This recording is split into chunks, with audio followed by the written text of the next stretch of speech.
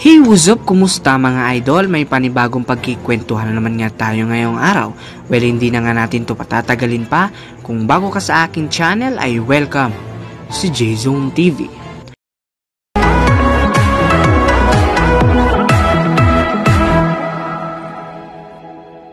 Noong nakaraang araw nga ay pinagdiwang ang ika-10 taon ng Filipino Heritage Night sa laban ng Golden State Warriors at ng Phoenix Suns, na kung saan natalo nga ang Golden State Warriors at panalo ang away team na Phoenix Suns sa score na 115-111 sa pangunguna na rin ng Phoenix guard na si Devin Booker.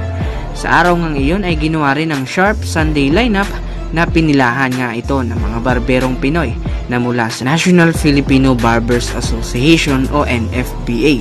Sila nga yung mga nagsagawa ng libreng gupet, ngunit nabalot nga yun ang kontrobersya dahil palpak nga raw ang paggamit ng disenyo ng bandila ng Pilipinas. Ang nasabing ang disenyo ng ating bandila ay ginawang pansalo sa buhok o ginawa nilang barber cape. Samut-sari nga ang reaksyon ng Filipino netizens sa nangyaring ito. Merong bad sides, meron ding positive sides.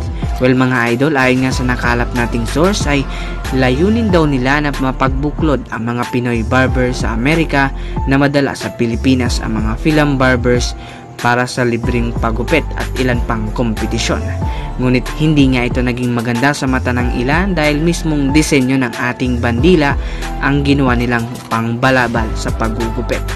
Well mga idol, sa panahon nga ngayon ay sa tingin ko ay proud lang naman sila na sila may dugong Pinoy at pinatutunayan nila sa buong mundo kung gaano kagiling ang Pinoy. Mga idol, hindi ko naman sinasabing agree ako doon, pero parang 50-50 kumbaga. Pero ganun pa man, let's accept the fact na normal lang ito ngayon dahil sa ibang bansa nga mismo ay ginagawa nilang damit yung disenyo ng bandila nila. Siguro para sa akin ay positive side naman yung iniisip nila. So yun mga idol, ang short video natin ngayon. Kayo, ano masasabi nyo ukol dito? I-comment lamang sa baba ang inyong opinion at babasahin natin yung isa-isa. Again mga idol, this is J-Zone TV. Don't forget to subscribe mga idol. I-click din yung notification bell para ma-notify kayo sa mga bagong uploads natin. Again mga idol, maraming salamat sa panonood.